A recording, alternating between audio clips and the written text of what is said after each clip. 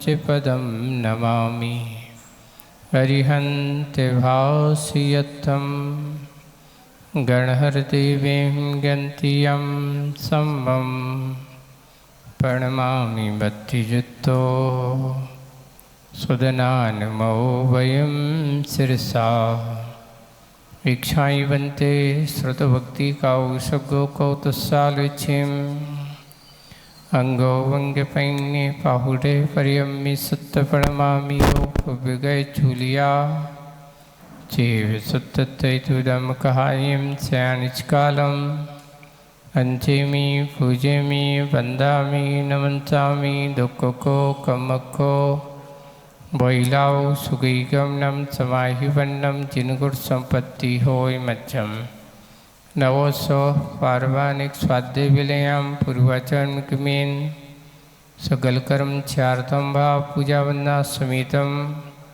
श्रीमदाचार्य भक्ति काय सगम करोमि हम।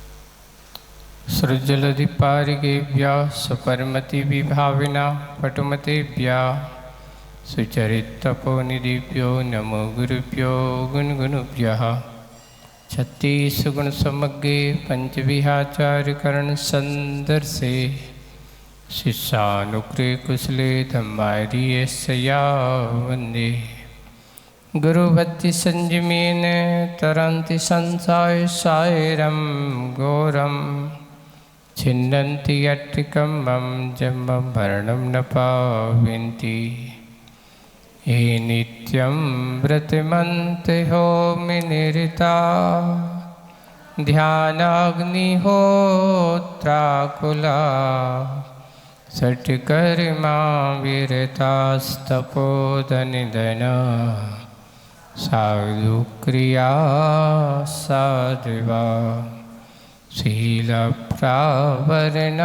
गुणप्रहरणा चन्द्रार्किते ज्योतिका मोक्षद्वारिकपाठपाठनविटा पीनन्तु मां साधुवा गुरुवा पान्तु नो नित्यं ज्ञानदर्शननायकः चारित्राणो गंभीरा मोक्षमारुपदेशिका इच्छाइवन्ते आयुर्भक्ति कौशगो कौतुसालुचिं सम्नान समदसंचरजत्ताणं पंचविहाचानम् आर्यानम् आराधि सुदनानोपदेशानम्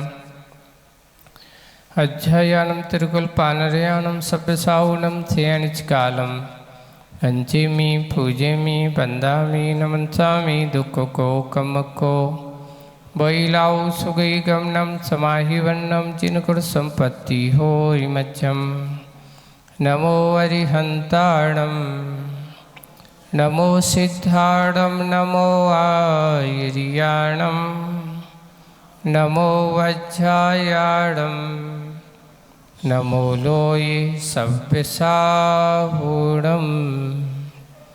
बोलो शासननायक भगवान महावीर स्वामी की, मूल नायक देवादिदेव 1008 श्री शंभुनाथ भगवान की, परम पूज्य आचार्य गुरुवर श्री विद्यासागर जी महाराज की, आचार्य श्री समय सागर जी महाराज की, अहिंसा परमो धर्म की, पूज्य मुनि श्री 108 अजीत सागर जी महाराज की जय। समस्त मुनि संघ की जय।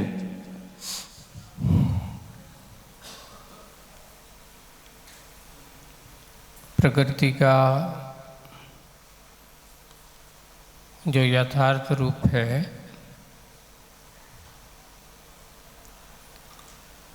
वही यथार्थ रूपता प्रत्येक जीव के पास भी है। और एक बात और है, जिसका जो स्वभाव है उस स्वभाव में कभी कोई परिवर्तन नहीं हो गया, ना हुआ है, ना कभी होगा, ना कभी होने वाला है। एक दिन हमने आपको कहा था कि युग के आदि में नीम कड़वी थी तो आज भी नीम कड़वी है ना। युग के आदि में भी गन्ना मीठा था तो आज भी गन्ना मीठा है। यथार्थता जो है वो कभी परिवर्तनशील नहीं होती, सत्यता जो होती वो कभी परिवर्तनशील नहीं होती। जिसका जो गुण है वह है। जैसे कि मनुष्य का जो अपना जो पन है वो भी आज भी वही है जो युग के आदि में था। आज भी मनुष्य की जन्म की प्रक्रिया, मरण की प्रक्रिया वही है जो युग के आदि में थी। ये है सत्यता और यथार्थता को हम कभी परिवर्तित नहीं कर सकते, न कभी हुआ है न कभी होने वाला है। आज की कविता है आचार्य की कि आज उसको हम यथार्थ को समझने की कोशिश करें। आपका अपना आने वाला बीता हुआ कल, आने वाला कल और जो वर्तमान में है वो, ये तीनों समय आपके भी हैं, रहेंगे और हो चुके हैं। इसमें कोई परिवर्तन नहीं होगा। कविता है सत्य भीड़ में। कहाँ पे सत्य कहाँ पे है, ऐसा कह रहे हैं। थोड़ी सी समझने की ज़रूरत है इसमें। कई लोगों को इसमें कटाक्ष लगेगा, है ना, है? चलो आज और फिर करते हैं अपन, है ना। सत्य जो है वो कहाँ पर है, भीड़ में, है ना। तो इसको आज अपन समझने की कोशिश है। पढ़ते हैं पहले। कहाँ क्या, कहाँ क्या था विगत में, था विगत में, यानी जो बीत चुका सो विगत। कहाँ क्या था विगत में, कहाँ क्या था विगत में ज्ञात नहीं, मुझे कुछ पता नहीं। अनागत की गात भी, अज्ञात कर आने वाला, जिसे अपन कहते हैं भविष्य। अनागत जो है वो आने वाला है, जिसे हम क्या नहीं करते, गात। गात करते क्या, आपका शरीर, आपका कौन सा शरीर होगा, कौन से रूप में होगा, ये आपको अभी क्या हो, अज्ञात ही। आगत की बात अनुकरण की नहीं, आगत की बात जो है वो अनुकरण की नहीं। जहाँ तक सत्य की बात है, देश विदेश में, भारत में भी, अकेले एक की बात नहीं है, यहाँ की अकेली नहीं कह रहा हूँ, देश और विदेश में, भारत में भी सत्य का स्वागत है। किसका स्वागत है, सत्य का स्वागत। आबाल वृद्धों प्रबुद्धों से, जहाँ सत्य होता है वहाँ सभी लोगों को अच्छा लगता है, सब लोग उसका सम्मान करते हैं। कौन से, आबाल, आबाल क्या ना, छोटा बच्चा। वृद्ध है यानी एक बूढ़ा। प्रबुद्ध हो, प्रबुद्ध से क्या लेना है? बुद्धिजन लोग, ज्ञानी लोग। ऐसे प्रबुद्धों से भी, किंतु खेद इतना ही है, किंतु लग गया, किंतु परंतु अगर मगर तगर, है ना, ये समझिए ना, ये जहाँ भी लगे समझ लेना। एक बहुत अच्छा मराठी का एक कवि था, उसने एक अच्छी कविता लिखी है और उसमें लिखा है, अगरचे मगरचे जनावे सवाब, अगरचे मगरचे जनावे सवाब, यही चंद्र बातों में दुनिया खराब। किसकी बातों में? आदमी को बहाना बुलाना हो, अगर हमारे पास ऐसा हो तो हम ऐसा करते हैं, ठीक है, ऐसा कहता है। अगर हम ऐसे होते तो हम ऐसा करते। फिर बाद में अगर ऐसे हो गए, मगर हम क्या करें, हम मजबूर हैं। एक अगर है और एक तरफे मगर है, किंतु है, परंतु है। ये सब आदमी के अंदर की कहीं ना कहीं कमजोरी को दिखाने वाले हैं, या ये कहो कि ये कहीं ना कहीं आदमी को मजबूर करने वाले हैं। सत्य का दर्शन की बाधा में अगर कोई कारण होता है, सत्य की ओर जाने के लिए अगर नहीं जा पा रहा है, तो कारण यही है। देखिए यहाँ पे क्या लिखा, सत्य का स्वागत है किसके द्वारा? आबाल वृद्धों प्रबुद्धों से। एक छोटे बच्चे से लेकर के बूढ़े तक और विद्वानों के द्वारा उसका स्वागत है। किंतु खेद की बात है, किसकी बात है? खेद है, इतना ही है कि सत्य का यह स्वागत बहुमत पर आधारित है। पहली बात तो ये बताओ, जो सत्य है उसको साबित किया जाता है। एक अपने यहाँ नीति लिखा है, उस पर लिखा, हीरा मुख से ना कहे लाख हमारो मोल। कभी हीरे को ये कहना पड़ता कि मेरे लाखों की कीमत है? नहीं। सत्य को कभी साबित करने की जरूरत है? अगर सत्य है तो उसको साबित करने की जरूरत नहीं है। इसलिए कविता में पूज्य आचार्य भगवान ने क्या कहा, किंतु सत्य का स्वागत हो, किंतु खेद की बात है आज सत्य को, सत्य का स्वागत बहुमत का आधार हो गया। सत्ता आज किसके आधार पे चल रही बताओ? किसके आधार पे चल रही? बोले बहुमत के आधार पर। जिसके पास ज्यादा बहुमत, उसकी सत्ता उसके हाथ में है। अपने आप को ये कहना चाहिए कि मैं सत्य हूं क्योंकि सत्ता मेरे पास है।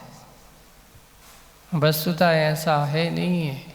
हमारे आचार्य और भगवंत और इतिहास में लिखा है कि देखिए, बहुमत तो रावण के पास बहुत ज़्यादा था,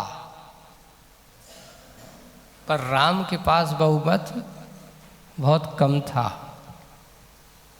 विजय किसकी होती है? बहुमत की के सत्यमत की।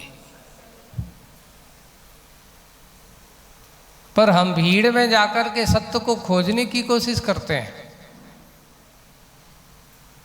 उस भीड़ में जाकर के सत्य को पहचानने की कोशिश करते हैं, वस्तुतः सत्य को कभी भीड़ों में नहीं खोया जाता। हाँ, भीड़ में खोजा जा सकता है।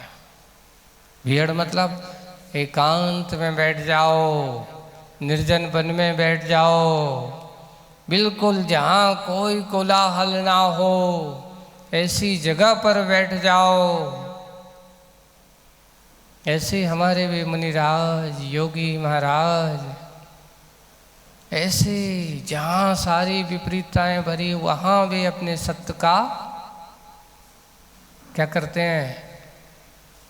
अमृत पान करते हैं, सत्य को देखने की कोशिश करते हैं। अब आपको सत्य क्या है आपसे पूछा, शुरुआत देखे कहाँ क्या था विगत में, आपसे पूछा जाए आप इस वर्तमान में अभी क्या हो? बोले कि मेरा नाम, मैं अभी सीए हूँ, मेरा नाम सौरभ है, मेरा नाम मनीष है, मेरा नाम अशोक है, मेरा नाम अनिल है, आदि आदि ऐसा कह रहे हैं वर्तमान। पहले तुम क्या थे? तुम्हें पता है? नहीं पता। सोचो आपका ज्ञान कितना है, आपकी सोच कितनी है, हम कहाँ तक सीमित हैं? सोचो, विचार करो। सत्य जो था आपकी आत्मा के बारे में सोचना, उस पहले वाले भाव में भी थी, आज वर्तमान भाव में भी है और आगे आने वाले भाव में भी रहेगी। तो पूछा गया ये वो सत्य कहाँ विगत में कहाँ था? कोई पता नहीं है। कहाँ था पता नहीं, ज्ञात नहीं। आगे की पूछा जाए तो भैया तो ठीक है, पहले को पता नहीं, अब कहाँ जाना है?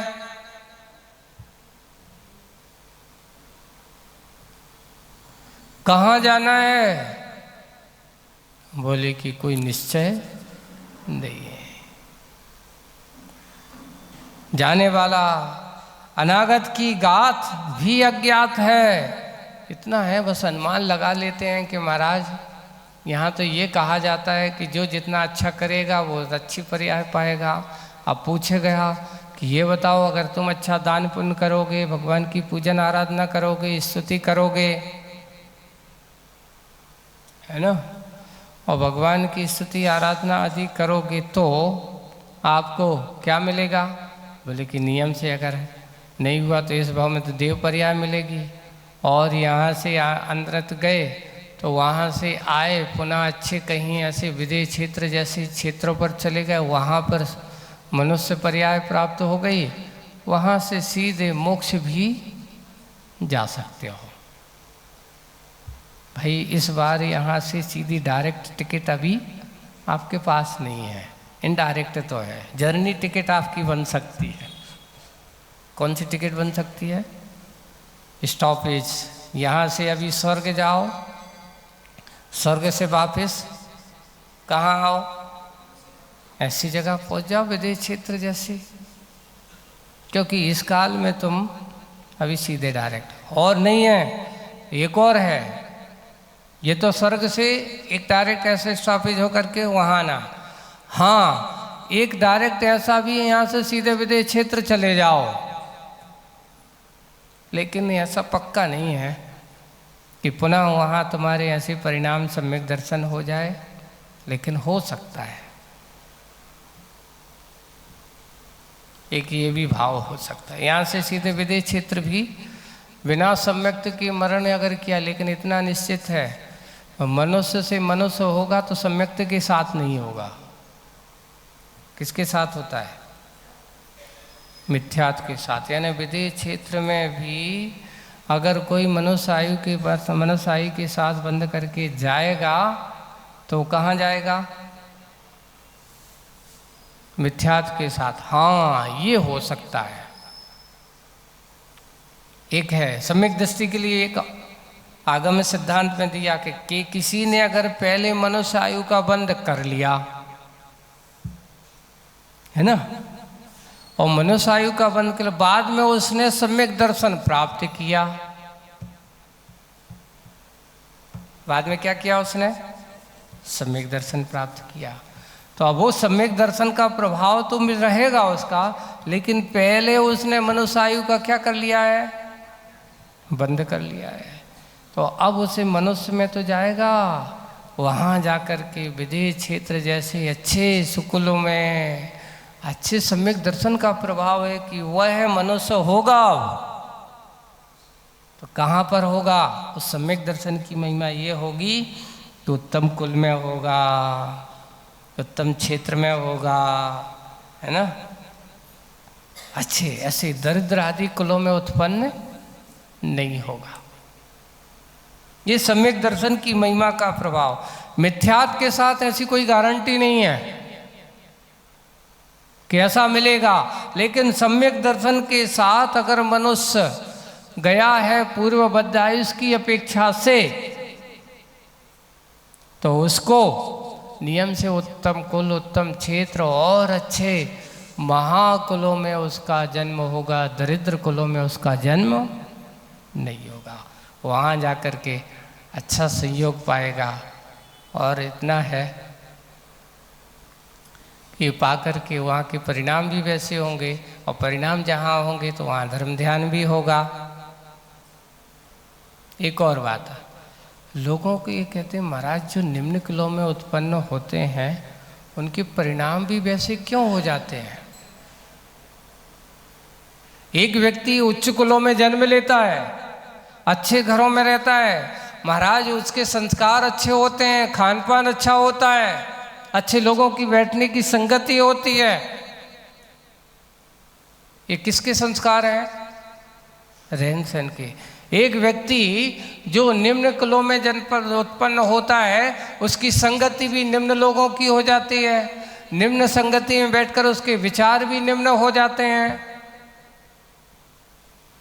और उसका खान पान भी निम्न हो जाता है। इसलिए संगति जैसी होगी वैसी ही उसकी प्रगति देखने को मिलती है।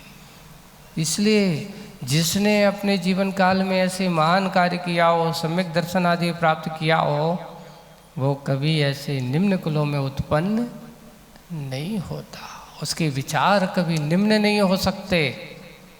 हाँ, इसलिए आगत के बारे में चिंतन करना है, आने वाले के बारे में सोचना है, तो वर्तमान को सोचो कि आपकी वर्तमान की स्थिति परिस्थिति क्या है। हम वर्तमान में किस रूप में सोचा करते हैं, वर्तमान में कैसा देखा करते हैं, वर्तमान में हमारे क्या परिणाम अच्छे हैं। अगर वर्तमान अच्छा है तो आने वाला भविष्य अच्छा होगा, और वर्तमान खराब है तो आने वाला भविष्य तो नियम से खराब होने वाला है। इसलिए आगत की बात अज्ञात है, अभी तुम्हें अज्ञात तो है क्योंकि अभी तुम्हें दिख नहीं रहा, लेकिन आगम कहता है, भगवान की वाणी कहती है, महापुरुषों की वाणी कहती है, और हमारे इस भारत के महापुरुषों की लोगों का कहना है कि जो अच्छा करेगा अच्छा पाएगा, बुरा करेगा तो बुरा पाएगा। इसलिए अनुकरण उसका ही आगत की बात को करना चाहिए। अब आगे करता है, जहाँ सत्य की बात है अनुकरण ही नहीं, जैसे आगत की बात का अनुकरण की नहीं, जहाँ तक सत्य की बात है।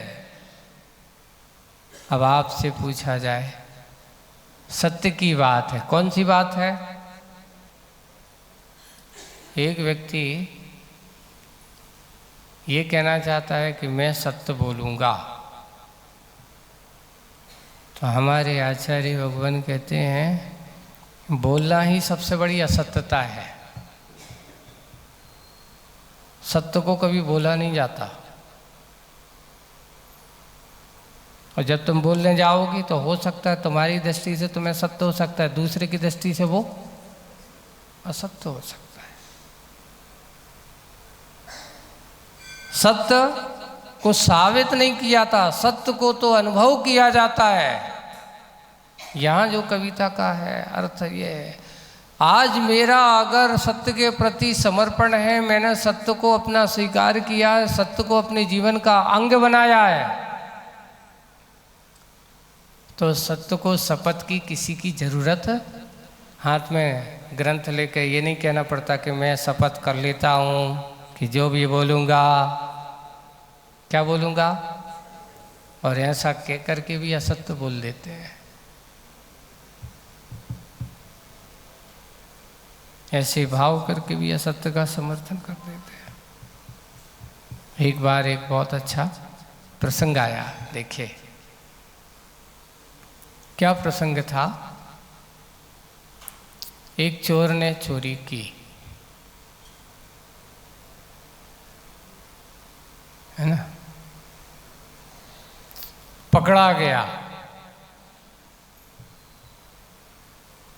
पकड़ा गया और पकड़े जाने के कारण से उसको कुछ समय कारागार में रखा, और रखने के बाद एक दिन उसको न्यायालय में पेश किया गया। तो न्यायालय में पेश किया गया तो जो जज था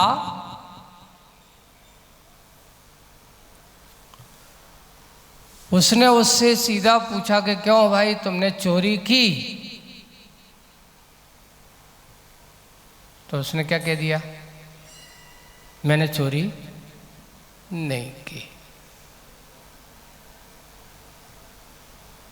अब उस पकड़ा तो गया है,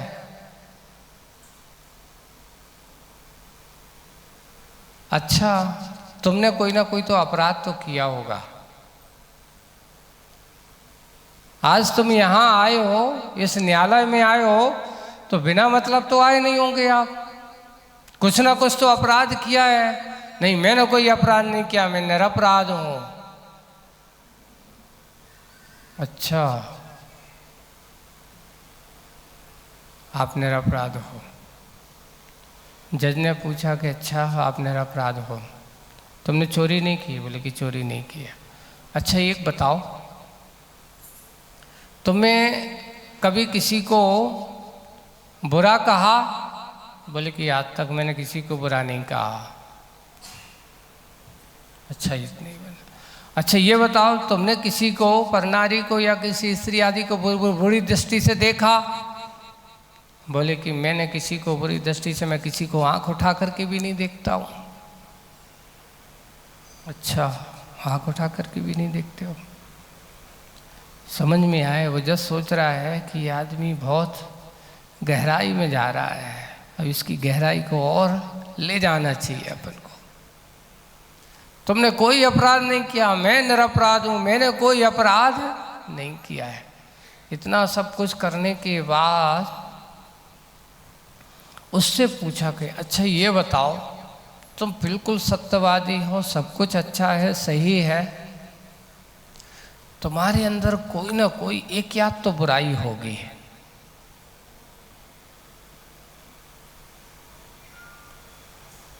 कोई ना कोई तो बुराई होगी।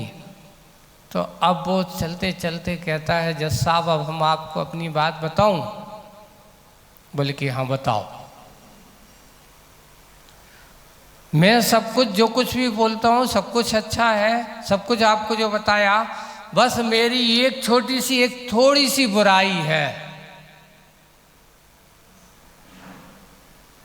मेरे अंदर एक छोटी सी बुराई है। बोले कि क्या बुराई है बताओ? मुझे थोड़ी सी झूठ बोलने की आदत है।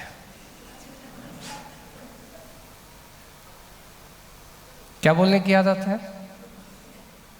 अब बताओ। जिसको झूठ बोलने की आदत हो, असत्य बोलने की आदत हो, उससे कहो कि तुम सत्य बोलो,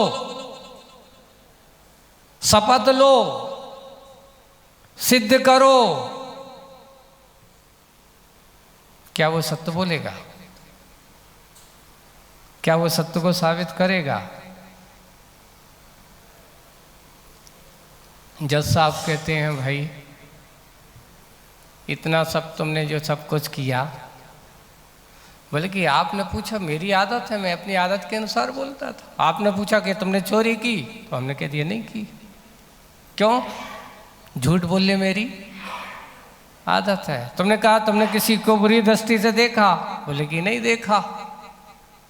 तुमने कोई अपराध किया, बोले कि नहीं किया। तुमने कोई ऐसा काम किया जिससे कोई अपराध हुआ, बोले कि नहीं किया। क्यों? आप जो बोलोगे उसको हमें क्या बोलना है? क्योंकि हमारी आदत है, क्योंकि मैं सत्य बोलता ही नहीं हूँ। उन्होंने कहा समझ में आ गया, मूल में ही सबसे बड़ी गड़बड़ी है, तो अब इसका आगे का भविष्य क्या है? क्योंकि जिसके मुख्य मूल में ही अपराध छिपा हो, अपराध जिसकी दृष्टि में पहले ही से भरा पड़ा हो, तो उसको साबित कैसे किया जाए? यही दशा आज ये हो रही है। चाहे राजनीति में हो, चाहे समाज में हो, देश में हो, परिवार में हो, राज्यों में हो, आज क्या हो रहा है बताओ? जो जितना लोगों को प्रलोभन दे सके उतना सत्यवादी, जो लोगों को जितना जितना आकर्षित करे वो क्या हो गया? सत्यवादी। जो जितना जितना लोगों को ये बता कर के मैं ही सबसे बड़ा न्यायविद हूँ, मैं ही सत्यवादी हूँ, बाकी सब झूठे हैं। हमारे आचार्य भगवंत कहते हैं, जो कभी दूसरों को झूठा बोलता हो, गौर से सुनना, जो दूसरों को चोर चपाट कहता हो, जो दूसरों को कसाई कहता हो, जो दूसरों को भला बुला कहता हो, वो कभी सत्यवादी हो ही नहीं सकता। क्यों? जो सत्यवादी होता है वो कभी किसी दूसरों को चोर चपाट कसाई आदि नहीं कहता। इसलिए सत्य को साबित मत करो, सत्य को सिद्ध मत करो, सत्य को तो अनुभव करो। अब महाराज हम अगर नहीं बताएं तो लोग हमें क्या सोचते हैं? क्या सोचते हैं? सोचो, एक श्रावक की कथा आप लोगों के सामने रखते हैं। सेठ सुदर्शन की कथा आप लोगों ने सुनी है ना? सेठ सुदर्शन के बारे में ये कहा गया है, सेठ सुदर्शन के बारे में ये कहा गया है कि वे ऐसे श्रावक हैं जिनका सुंदर रूप है, जिन्हें देखकर के सब क्या होते हैं? उस पर लिखा है कि कामदेव जैसा रूप है सेठ सुदर्शन का। जिन्हें देख कर के उस राज्य के राजा की एक रानी क्या हो जाती है? प्रभावित हो जाती है। वो चाहती है कि मुझे अब इस राजा के साथ नहीं, मुझे तो अब कौन चाहिए? सेठ सुदर्शन को चाहिए। काम वासना के वशीभूत होकर के अब ऐसे परिणाम के कारण से अभया, उसका नाम है अभया रानी, रानी का नाम भी अभया रानी है। नाम तो है पर काम अभया जैसा है कि नहीं है भगवान जाने। अब उसने जाकर के क्या किया? पता चला कि सेठ सुदर्शन श्रावक सुंदर के साथ साथ उनका आचरण भी सुंदर है, आचरण के साथ उनका सदाचरण भी सुंदर है, सदाचरण के साथ साथ वे नित्य भगवान की पूजन पाठ करते हैं। एक बात आप लोगों को और अच्छे से करना चाहिए, आज हम बाहर की सुंदरता से व्यक्ति को सुंदर मत समझें। सुंदरता व्यक्ति के गुणों से होती है। सकल सूरत की सुंदरता 2-4 महीने 8 दिन की होती है, या हो सकता कुछ वर्षों की होती है, जवानी के काल की होती है। वही सकल सूरत की सुंदरता बुढ़ापे में जाके देखोगे तो क्या होगा, वो सुंदरता नहीं रहने वाली, क्योंकि ये बाहर की सुंदरता स्थायी नहीं होती, लेकिन गुणों की, आचरण की सुंदरता जो होती है वो व्यक्ति की कभी मिटाई नहीं जा सकती। यहाँ सेठ सुदर्शन बाहर से भी सुंदर हैं और अंदर से भी सुंदर हैं। गुणों की अपेक्षा से भी उनका सदाचरण, सदाचरण ऐसा सुंदर है, प्रतिदिन श्रावक के कर्तव्यों में तत्पर रहते हैं। सुबह से उठते ही भगवान की पूरा आराधना करते हैं और भगवान की आराधना करते हैं। सब जानकारी ली गई। और एक और विशेष बात है कि जैसे चतुर्दशी का दिन आता है, उस दिन चारों प्रकार के आहार करके, सब कुछ घर बार धंधा पानी छोड़ करके वे सुदर्शन सेठ नगर के बाहर वहाँ पर जहाँ सबको डर लगता है, वे वहाँ निडर होकर के ध्यान करते हैं। बताओ आपको सबसे ज़्यादा डर कहाँ लगता है? बताओ। आपसे कहा जाए, देखो ये कि आज तुम्हारा नियम है कि आज तुम्हें दिन भर शमशान घाट में बैठना है, तुम्हारा नियम है शमशान घाट में बैठना है, तो आप क्या कहोगे? पागल हो गए हो का? कछु काम नहीं है तुम्हारे पास जो हम शमशान घाट में बैठे हैं? ऐसी हमारे दिन नहीं आए, बुरा लगेगा। क्यों? क्योंकि वहाँ बैठना कोई पसंद नहीं करता, संसारी रागी आत्मा है। पर विरागी लोग वहाँ बैठ करके चिंतन करते हैं। किसका चिंतन करते हैं?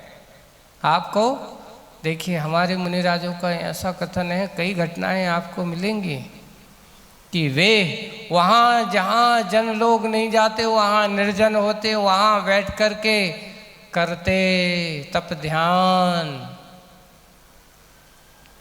ऐसे कहाँ पर? अच्छे ऐसे निर्जन स्थानों पर वहाँ ध्यान करते हैं। शमशान में भी जाकर के अच्छे से ध्यान करते हैं। वे भी सेठ सुदर्शन जाकर के वहाँ ध्यान करते हैं और ध्यान करते हुए अपने आप को जानने का प्रयास करते हैं। ऐसे सेठ सुदर्शन को तो यहाँ अभया रानी ने क्या किया? कैसे भी हो इसको, तो उन्होंने कहा रात्रि में सेठ सुदर्शन चतुर्दशी की रात्रि में शमशान में बिल्कुल दिगंबर मुद्रा को धारण करके, जबकि दिगंबर थे नहीं, अपने वस्त्र आदि छोड़ करके शमशान में क्या करते हैं? ध्यान करते हैं।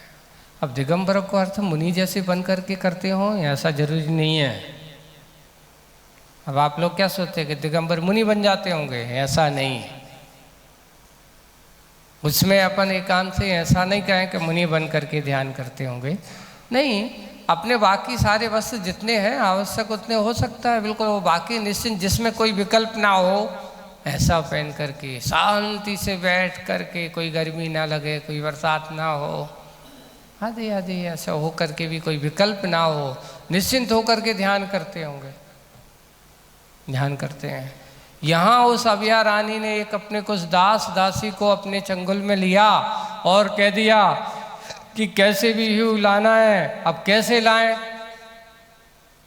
तो उसने पहले नीति बनाई। 2-4 पुतलों को रानी ने अपने यहाँ बुलाया है, तो अब राजद्वार वाले द्वारपालों को बताना पड़ेगा, क्योंकि सबको तो बताएं, क्योंकि द्वारपाल को बताएंगे।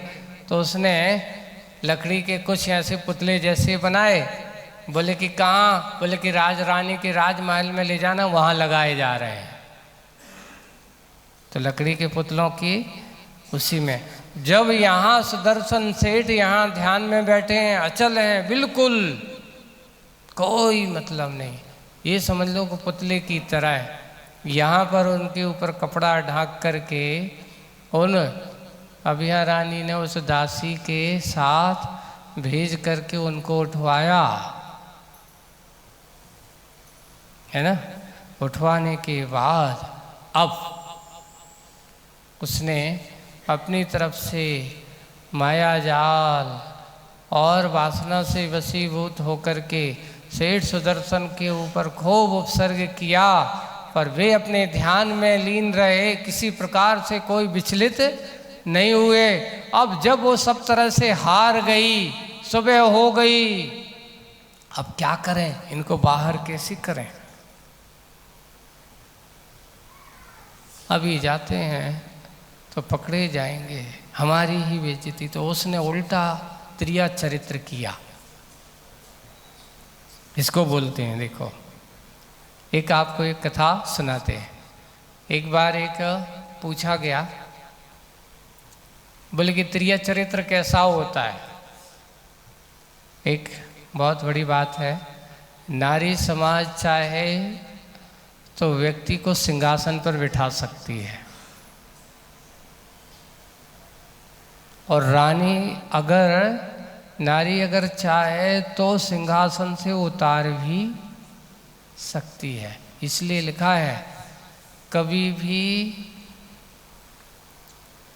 3 लोगों से कभी बुराई मोल नहीं लेना चाहिए। कौन से? बहुत अच्छे से सुनना। एक, कभी नगर के राजा से बुराई मोल मत लो, है ना। दूसरा, नगर में जो वैद्य होते थे, डॉक्टर हैं, वैद्य, पहले तो ये कई जो वैद्य ऐसे होते थे, उनसे कभी बुराई मोल मत लो। दूसरा। तीसरा, कभी स्त्रियों से कभी बुराई मत लो। अब वो अपनी के पराई कोई भी हो, क्यों? क्योंकि ये अगर सोच लें तो कुछ भी करा सकती हैं। देखो, शूर्पणखा ने अपनी गलती नहीं स्वीकार की। उसने जाकर के क्या किया रावण के सामने, कि मेरे सामने ऐसा किया, रावण को भड़का दिया। देखिए, पूरी की पूरी अगर देखें जाए, अपने महाभारत के इतिहास की कथाएं से देखें तो कहीं ना कहीं स्त्रियों से संबंध पूरा का पूरा जुड़ा है। रामायण की कथा देखते हैं तो शुरुआत अगर देखा जाए, सीता हरण तो बाद में, सबसे पहले अगर राम रावण युद्ध की जनक अगर कोई है तो वो कौन है? शूर्पणखा। राम रावण युद्ध की अगर जनक है तो वो है शूर्पणखा। उसने जाकर के भाई को फिसला दिया। पहले तो जाकर के कहा कि मेरा ऐसा किया वैसा किया, उसने अपनी नहीं बताई कि मैं ऐसे इस भाव के साथ ग्रसित होकर के गई थी, नहीं, उसने जाकर के सीधा कहा।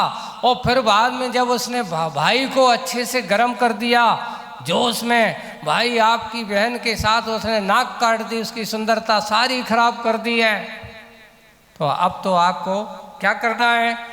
तो उसने धीरे से कहा, उन लोगों के पास उनकी इतनी सुंदर स्त्री को मैंने पहली बार देखा है। इसलिए लोग कहते हैं आज स्त्री ही स्त्री की सबसे बड़ी शत्रु होती है।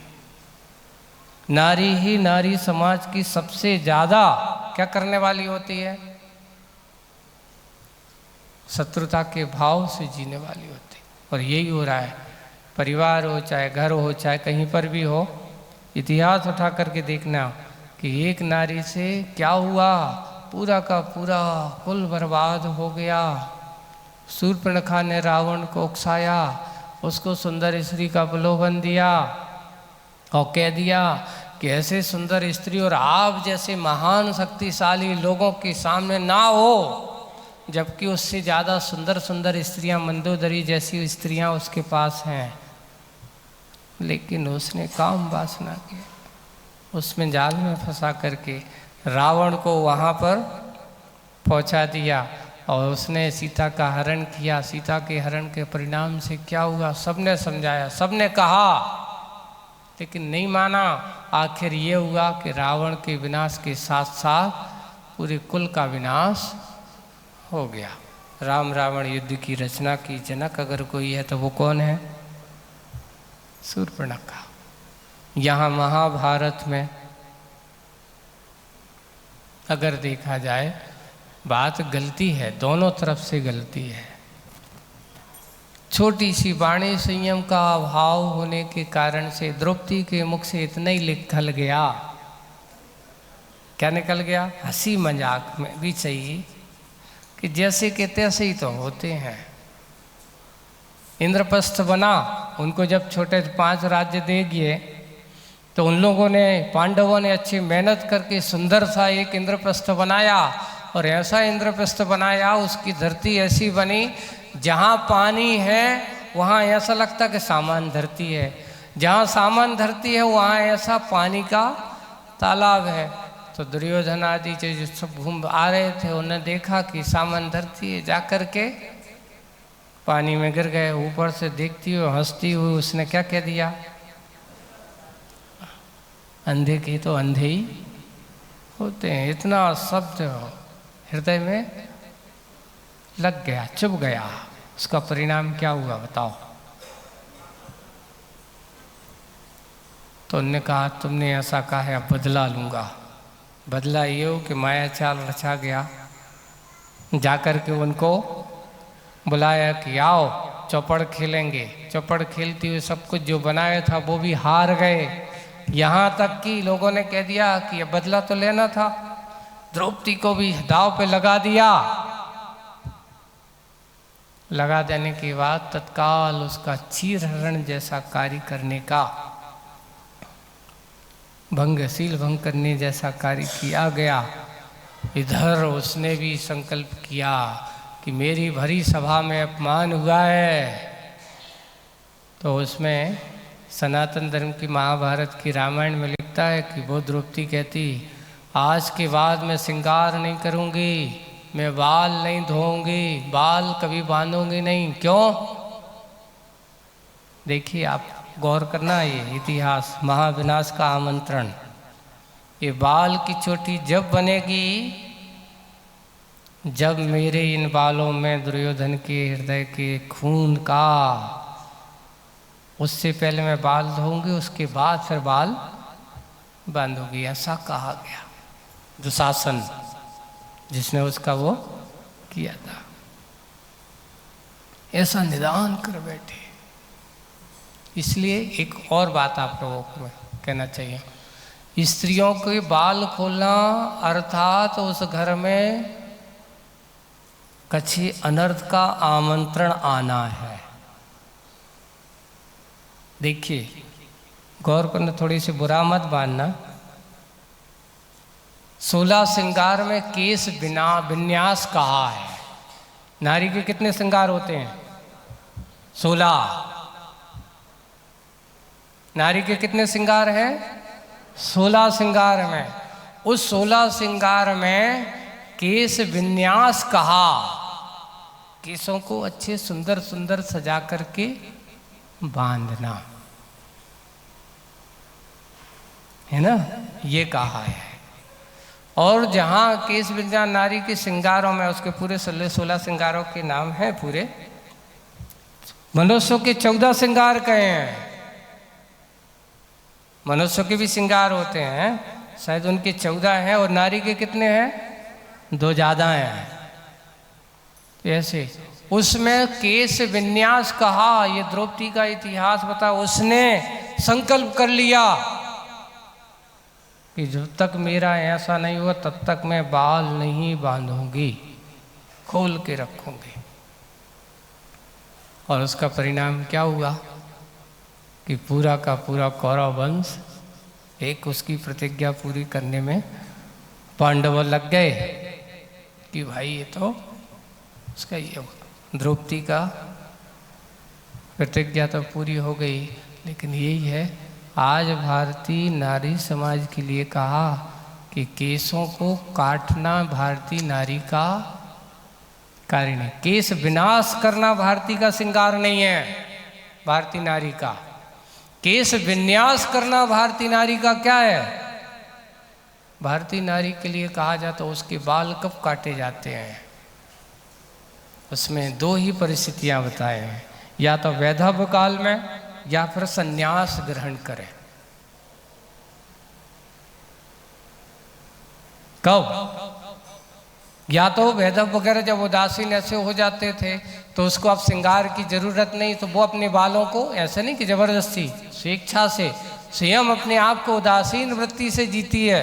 वो कहती है अब श्रृंगार किस लिए करना, क्योंकि पति के अभाव में वो शीलों की रक्षा करने के लिए इस प्रकार का जीवन जीती है कि वो कभी इस प्रकार के अपने पहनाव पे, अपने आचरण पे कभी किसी प्रकार की बुरी दृष्टि ना आए, इसलिए ऐसे बालों को कभी खोल करके नहीं रखती। तो तब बाल वो करते हैं, और या फिर वो दीक्षा आदि लेती है तब। बाकी समय नारी अगर बस अपने बालों को काटती है तो समझ लेना उसके जीवन में कलह का आमंत्रण आने वाला है। इसलिए नारी को कभी बाल नहीं काटना चाहिए। अब दूसरा जब ये हुआ, पुरानी कथा पे वापस आ जाए, क्या हुआ? अभिया रानी ने जब ऐसा किया और ऐसा करने के बाद अब कुछ उपाय नहीं चला, तो उसने अपना त्रिया चरित्र किया। त्रिया चरित्र करते हुए उसने अपने वस्त्रों को फाड़ लिया अपने हाथों से, जगह जगह उसने अपने आप को क्या कर लिया, लौच लिया, निशान लग गए।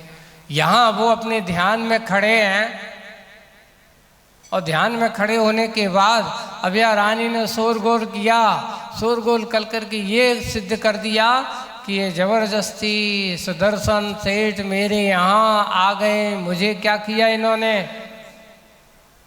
छेड़छाड़ की है, मेरे साथ जबरदस्ती की है। और ऐसे करते हुए सुदर्शन सेठ के लिए एक असत्य उनके ऊपर हावी हुआ, लेकिन सत्य हमेशा, अब वो कहें अभी तो मैं कुछ कहूँगा तो मेरे ही, जो कुछ भी होगा, अगर मेरे मन में इनके प्रति बुरे भाव हैं, मेरा तीव्र कर्म का उदय है। सत्यवादी कभी दूसरों के ऊपर आरोपण नहीं करता, वो अपने सत्य पे रहता है। आज ये होता है कि कोई तुम्हारे लिए कह देता है कि तुम झूठ बोल रहे हो, तुमने मेरे साथ ऐसा किया और तुमने नहीं किया, तो आप तिल मिला जाते हो। आप क्या करने लगते हो, नहीं तुमने मुझसे ऐसा कहा है, झूठ बोला है, तुमने मुझे चोर कहा है, तुमने मुझे ऐसा कहा है। अब आप उसको साबित करने चले जाते। अरे जब तुमने ऐसा किया नहीं, तुमने ऐसा किया नहीं, कहा नहीं, किया नहीं, कुछ किया नहीं, अब तुम्हें साबित करने की क्या जरूरत? नहीं महाराज वो सिद्ध कर देगा, हमारी बदनामी हो जाएगी, ऐसा हो जाएगा। अगर तुम्हारे पास सब कुछ सही है तो तुम्हें साबित करने की जरूरत नहीं है। सुदर्शन सेठ ने क्या किया, अपने आप में अडिग है, ध्यान में लीन होते, जैसे ही उन्होंने देखा कोलाहल हुआ, राज दरबार में ऐसे के ऐसे जैसे थे, और उनके वस्त्राभूषण लपेट करके राज दरबार में उपस्थित किया गया। उनसे पूछा गया कि क्या तुमने ऐसा किया? उसने सिर्फ इतने क्या, भगवान मैं तो अपना ध्यान कर रहा था, कैसे आया मुझे कुछ भी पता नहीं है। राजन ने कह दिया कि लगता है ये कोई छुपा रहे हैं, इनको इसी समय क्या पे कहाँ चढ़ाया जाए, सूली पर चढ़ाया जाए। क्यों सूली पर चढ़ाया जाए? सूली पर चढ़ाया जाए ऐसा कहा। उन्होंने कहा ठीक है, हो सकता है मेरा आयु कर्म इतना ही होगा, जीने की अब क्या है। अगर मैंने कुछ गलत किया होगा, मैंने कुछ अनर्थ किया होगा, मेरे अंदर कोई पाप अगर है और मेरा तीव्र असाता कर्म का उदय है, लगता है ऐसे असाता कर्म के उदय में मेरा ये तीव्र कर्म का उदय चल रहा है, अब मेरा आयु कर्म अगर अंत होगा तो भगवान अब आपके ध्यान के, आपके स्मरण से ही मेरा आयु कर्म का अंत हो, मैं रो करके सत्य को साबित करने की जरूरत नहीं है, जो होगा देखा जाएगा। ध्यान में लीन हो गए। इसलिए उन्होंने सत्य को साबित करने की कोशिश नहीं की। क्यों? जो सत्य होता है उसको कभी मिटाया नहीं जा सकता। और जैसे ही उनको सूली पर उनकी गर्दन को लगाया और उसको चढ़ाने की कोशिश की तो वो सूली का फंदा क्या बन गया? सुंदर माल बन जाती है। सम्यक दृष्टि सत्यवादी के लिए हजारों देव, एक नहीं लिखा आपने, यहाँ लिखा है आगम में, सम्यक दृष्टि के लिए आज भी, ऐसा नहीं कि नहीं, सम्यक दृष्टि जीव जो सच्चा श्रद्धानी होता है, ऐसे अनेक देव देवी देवता भी उसके सहयोग में तत्पर रहते हैं। सम्यक दृष्टि के बारे में लिखा। जिनके अंदर सच्ची श्रद्धा समर्पण होते हैं वे उनकी रक्षा करने वाले, उनकी सुरक्षा करने वाले अनेक देवी देवता भी उसके साथ रहते हैं। आप कहो कि महाराज क्या हम लोगों के साथ भी ऐसा होता होगा? हाँ होता होगा। एक बार सच्चा समर्पण करके तो देखो। आप लोग, कई लोग ऐसे होते हैं, पता नहीं चलता महाराज हमने तो भगवान की भक्ति पूजन की और सोचा था ये काम हो जाए, और पता चला कि वो काम भक्ति पूजन करके आराम से गए, सब कुछ आराम से हो जाता है। ये भी ये मत सुना कि नहीं होता। सच्चा श्रद्धान, सत्य के प्रति समर्पण। यहाँ सुदर्शन सेठ के मन में यही भाव आया और उन्होंने अपने आप को रोने धोने से, चिल्लाने से नहीं साबित करने की कोशिश की। जो कुछ होगा देखा जाएगा। अगर मेरे अंदर कोई विकार भाव है, मैंने अगर अभया रानी को बुरी दृष्टि से देखा हो, भगवान मुझे इसी भाव में क्या अनेक भाव तक इस पाप कर्म का मुझे क्या मिले। इसलिए मेरे अंदर कोई पाप नहीं है, मेरे अंदर कोई बुराई नहीं है, इसलिए डरने की ज़रूरत नहीं है। और वे सूली पर गाते हैं, सूली भी क्या बन जाती है? फूल माल बन जाती है। ऐसे विपरीत परिस्थिति से जिनेंद्र महिमा, इस कथा को आप अभी जी पर्यूषण वगैरह जो आते हैं ना, फूल माल क्यों, जिनमाल क्यों, सीलमाल क्यों, ये जो लगाते हैं, ये सब कथाओं की आधार है। सीलवित की कथा, सोमा सती के बारे की कथा पढ़ना, क्या बन गई? सर्प क्या बन गया था? वो भी पुष्प की माला बन गया। क्या दोषारोपण लगाया था? उसके सील के ऊपर दोषारोपण, इसलिए वो बन गई सीलमाल। ऐसे जिनेंद्र भगवान की माल, जिन महिमा को गाने वाले, ऐसे अभय जे सेठ सुदर्शन है ना, सूली भी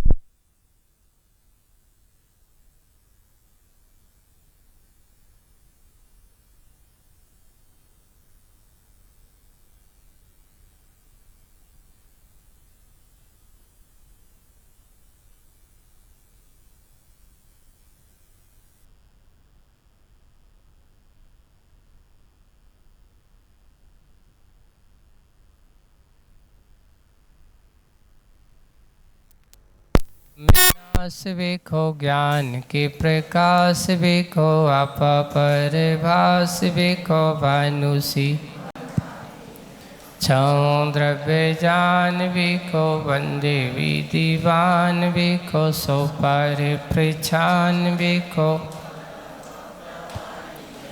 अनुभवताय देखो, जीव के जताय देखो, काऊ न सताय देखो, भव्य हो रे जहाँ तहाँ तार देखो, पार के उतार देखो, सुख विस्तार देखो, जहाँ वाणी के ज्ञान थे सुजय लो खालो, सो वाणी मस्तके नमो सदा दे तो हो ढो, हे जिन वाणी भारती तो जपो दिन रे,